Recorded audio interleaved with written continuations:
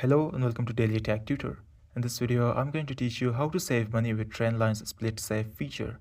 If this tutorial helps you, then consider subscribing and liking the video.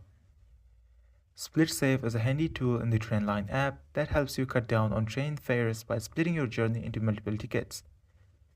Don't worry, you usually won't need to change trains. It's the same trip, just with different tickets for different segments. Here is how it works.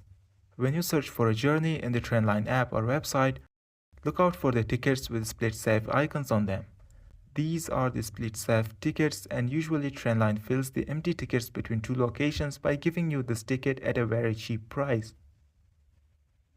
This is costing less than a standard ticket for the whole trip.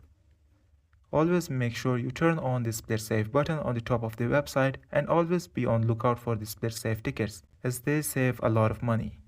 This was for today's tutorial. If this video helped you, then consider subscribing and liking the video.